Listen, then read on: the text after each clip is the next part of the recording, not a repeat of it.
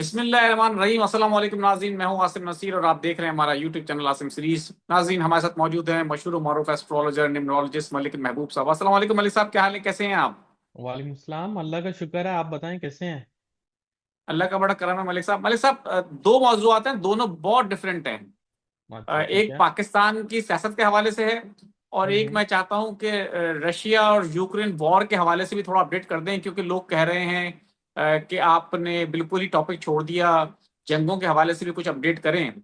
तो जी। पहले हिस्से में मेरा सवाल आपसे ये है कि पाकिस्तान तहरीक इंसाफ की मुश्किलात जो है वो बढ़ती नजर आ रही। अब आप बताएंगे कि जायचा क्या कहता है, सितारे क्या कहते हैं। तहरीक इंसाफ की जो वाहिद हुकूमत अब इस वक्त केपीके में है, उसमें कहा जा रहा है कि अली बिन गंडापुर साहब के खिलाफ हो सकता है कि तहरीक अदम एतमाद आ जाए।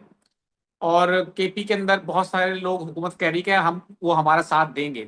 आपको क्या लगता है, वाहिद एक सूबा है जिसमें हुकूमत है, आपको लगता है कि तहरीक इंसाफ की केपी के में हुकूमत खतरे में है? दूसरा, रशिया और यूक्रेन जंग जो है उसके हवाले से भी थोड़ा गाइड कर दें। देखें आसिम भाई, मैं पॉलिटिक्स को उस अंदाज में नहीं देखता हूँ। मैं प्लैनेट्स के हिसाब से देखता हूँ। मैंने प्लैनेट के हिसाब से आपको लास्ट टाइम भी बताया था कि प्लैनेट जो है ट्रांसफॉर्मेशन दिखा रहे हैं। ट्रांसफॉर्मेशन में यही होता है कि पुराने अराकीन को निकाला जाता है, नए अराकीन को उनकी जगह लाया जाता है। तो मुझे तो बहुत क्लियर दिख रहा है कि ये टफ टाइम उनके लिए जरूर होगा जो विकेट के दोनों तरफ खेल रहे हैं। मैंने आपको पहले भी बोला है कि जो पीटीआई का फाउंडेशन चार्ट है वो एक टफ ट्रांजिट से गुजर रहा है। और ये टफ ट्रांजिट जो है जुलाई की 28 को जाके ऑलमोस्ट खत्म होगी। मतलब कहना ये नहीं है कि बिल्कुल ही सही हो जाएगा, लेकिन जो हालात इनके इस वक्त इतने मुतासर हैं कि आए दिन आपको न्यूज मिल रही है, आए दिन इनके झगड़े बढ़ रहे हैं, आए दिन ये आपस में इख्तलाफात इनके एक हाइट्स पे जा रहे हैं। ये इसी वजह से जा रहे हैं। और ये कॉम्बिनेशन जो मेजर डिजास्टर इनकी लाइफ में जो लेकर आया है पीटीआई की स्पेशली, वो है मार्स केतु। मार्स केतु मैंने आपको बहुत दफा एक्सप्लेन किया है कि मार्स केतु ऐसा है कि अपने इमोशंस को साइड पे रख के आप एकदम से एक महाज खोल के बैठ जाते हैं जिसका नुकसान आपको होता है। और ये सिर्फ मैं आपको बताऊं पीटीआई नहीं, ये पूरी जितनी भी बड़ी बड़ी जमातें हैं, इनमें सब में चल रहा होगा। पीटीआई इसलिए सामने आई हुई है क्योंकि इसमें कोई अच्छा लीड करने वाला नहीं है, या पार्टी को एक पेज पे लाने वाला कोई नहीं है। इसलिए पीटीआई बहुत ज्यादा बिखर रही है। और पीटीआई में जो ट्रांसफॉर्मेशन का टाइम है, इस वजह से भी पीटीआई के नए अरकान आएंगे, पुराने छोड़ के जाते हुए नजर आएंगे। दूसरी बात, आपने अली अमीन गंडापुर की बात की है। अली अमीन गंडापुर को बहुत मोहतात रहने की जरूरत है, क्योंकि जो उनके सितारे हैं, मैंने आपको बताया है, टिल अगस्त बहुत ही ज्यादा खतरनाक सिचुएशन से गुजर रहा है। उनको अपनी सीट और अपनी जो भी उनकी हुकूमत है केपीके में, उसका ख्याल रखना पड़ेगा, क्योंकि चेंजेस बहुत ज्यादा नजर आ रही हैं मुझे। अब मैं आपको एक और बात कहना चाहता हूँ इसमें। ये चेंजेस इस तरह से भी हो सकती हैं कि पीटीआई की जो अपर लेवल की क्यादत है, मैंने आपको बार बार आपको कहा है कि पीटीआई की अपर लेवल की क्यादत में बहुत रद्दोबदल है। और ये आप एक्सपेक्ट करें कि इस महीने में होती हुई नजर आएगी। तो इन शॉर्ट पीटीआई में एक ट्रांसफॉर्मेशन का पीरियड चल रहा है। ट्रांसफॉर्मेशन बहुत ज्यादा खराब होती है उनके लिए जो दो नंबरी करते हैं या विकेट के दोनों तरफ खेलते हैं, क्योंकि जाहिर है उनका जो है एहतसाब होता है, और एहतसाब में जब वो फंस जाते हैं तो या तो वो खुद साइड पे हो जाते हैं या फिर उनको जबरदस्ती साइड पे किया जाता है। तो मेरी नजर में ये दोनों चीजें अभी चल रही हैं। जब तक 28 जुलाई खत्म नहीं होता तब तक ये प्रॉब्लम में रहेंगे। और यही वजह थी जब आप जून में मुझसे पूछ रहे थे कि क्या ये सही टाइम है तहरीक चलाने का, एहतजाज करने का, तो मैंने आपको कहा था ये तहरीक चलाने का टाइम ही नहीं सही है। अगर इन्होंने कर दी, ये बहुत बड़ा मसला बन जाएगा इनके लिए। तो ये तो अच्छा हुआ कि इन्होंने तहरीक नहीं चलाई, वरना आप देखें क्या ये तहरीक चलाने के लिए भी रेडी हैं। इनकी पार्टी एक पेज पे नहीं है, इतने इख्तलाफात हैं, कैसे चलेगी सर। दूसरी बात, जब भी पीटीआई के अंदर, मैंने बार बार हर वी लॉग में कहा है, खवातीन की शमूलियत होगी अपर लेवल पे, पीटीआई बहुत अच्छा कमबैक करेगी और फिर उसको कोई नहीं हरा सके। ये बात आप याद रखिएगा। अब हम आते हैं रशिया यूक्रेन पे। रशिया यूक्रेन का जो मामला है सर, ये मजीद बढ़ता जाएगा। तो देखने को मिलेगा मेजर सरप्राइजेस रशिया यूक्रेन की तरफ से आपको मिलेंगे। इनके अटैक बढ़ते हुए नजर आएंगे। और कोई बड़ी बात नहीं है, आपको ईरान इसराइल की तरफ से भी बहुत जल्दी न्यूज मिल जाए। कि इनका भी जो सीज फायर है ये खत्म हो गया और इन्होंने भी कोई एक नया महाज खोल लिया।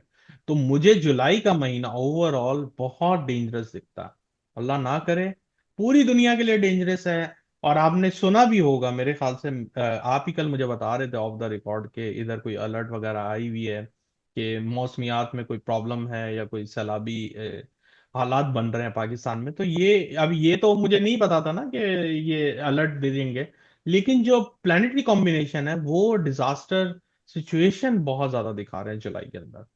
तो इसीलिए मैंने आपको बोला है कि अगर आपके प्लान्स हैं, बहुत उसको प्लानिंग के साथ लेके चलें, उसके पीछे बैकअप प्लान बना कर चलें, ताकि आपके प्लान जो हैं इम्प्लीमेंट या आप अचीव कर सकें उनके गोल। मलिक साहब, आपने ईरान इसराइल सीज फायर के हवाले से अभी बात की है। जी। तो आपको लगता है कि अब ये जो सीज फायर है इसकी खिलाफ वर्जी हो सकती है, या डेफिनेटली इस होगी जंग सर। पे? ये 8 जुलाई से लेके 28 जुलाई के बीच में इनकी सीज फायर होने वाली है, जो खत्म होगी, जिसमें सीज फायर खत्म हो जाएगी और ये फिर एक नया मसला शुरू होगा। क्योंकि जुलाई के महीने में आपको बहुत सारे ममालिक आपस में लड़ते हुए दिखेंगे। मैंने आपको दूसरी बात की थी, अगर आपको याद होगा, कि पाकिस्तान इंडिया में भी ऐसे मसले होंगे। आप सुन रहे हैं बाकायदगी से कि पाकिस्तान में दहशतगर्दी के वाकयात होने वाले थे। ये तो खुदा का शुक्र है कि बचत हो गई। और वो भी इंडिया भी बहुत ज्यादा कोशिश कर रहा है। इस वजह से ये महीने में मेजर ममालिक की जंगें होती हुई आपको सुनाई दी जाएंगी। बिल्कुल ठीक है मलिक साहब। अब मैं चाहता हूं कि कुछ सवालात ले लेते हैं। जी। एक साहब ने एक हमें मैसेज में बताया कि हमने कुछ सवालात के बीच में आपने एक बात शुरू कर दी थी, तो उन्होंने कहा कि जी आप ने प्रोग्राम को खत्म करने के बाद सवालात के बाद वो दोबारा से वीलॉग शुरू कर दिया। वो हमारे लिए नुकसान देता है, क्योंकि हम वीलॉग सुनते हैं सिर्फ और सवालात नहीं सुनते। जी। तो हम हमेशा से ही कहते हैं कि हम अपना वीलॉग पहले कर लेते हैं, उसके बाद सवालात लेते हैं। वो एक वीलॉग में ऐसा हो गया होगा, जी। लेकिन जिसको सवालात अगर नहीं सुनने होते तो वहां पे हम खत्म कर देते प्रोग्राम, उसका सवालात ही लेते हैं। जी। तो और सवालात लेने का सिलसिला जो है वो इसलिए जारी रखा हुआ है कि उसमें भी कुछ लोग एतराज करते हैं, लेकिन वो इसलिए है कि एतराज करने वाले कम हैं और सवाल भेजने वाले ज्यादा हैं। जिस दिन एतराज करने वाले ज्यादा हो जाएंगे और सवालात भेजने वाले कम हो जाएंगे, हम सवालात लेना छोड़ देंगे। मोहम्मद माज मुनीर है, 27/9/2017। स्टडी कर पाएगा और फ्यूचर का बता दें। अभी तो ये बच्चे हैं, स्टडीज कर पाएंगे, लेकिन इनको जो है ना वो बहुत होगा, एग्रेसिव बहुत दिख रहे हैं मुझे। एग्रेसिव के लिए आपको ध्यान रखना पड़ेगा इनका। बिल्कुल ठीक है। एक साहब है, उनका सवाल है कि आसिम भाई मलिक साहब से पूछें, अर्थक्वेक किस इलाके में आएंगे? अर्थक्वेक मैंने आपको बताया है, ये अच्छा सवाल किया इन्होंने, कि जो साउदर्न रीजन है और नॉर्दर्न रीजन है ये बहुत डिस्टर्ब रहने वाले हैं। बहुत अच्छा सवाल किया है, ये वहीं पे ज्यादा लगता है मुझे। बिल्कुल ठीक है। अच्छा, एक साहब हैं इमरान साहब, वो कह रहे हैं मेरी बीवी की बर्थ डेट जो है 2/10/1988 है, और वो अपनी भी बता रहे हैं, और उनका नाम सायरा है। तो वो पूछ रहे हैं औलाद कब होगी? ये जायचे से पता चलेगा, ऐसे नहीं पता चलेगा। बहुत सेंसिटिव है उनकी वाइफ वैसे। बिल्कुल ठीक है मलिक साहब, बहुत बहुत शुक्रिया हमें वक्त देने के लिए। नाज़रीन, यहाँ हमारे वीलॉग का वक्त खत्म हुआ। मुझे और मलिक महबूब साहब को दें इजाजत। आखिर में हमारा वही पैगाम है, मुस्कुराएं, प्यार बांटें और अपने आसपास के लोगों का ख्याल रखें। अल्लाह हाफ़िज़।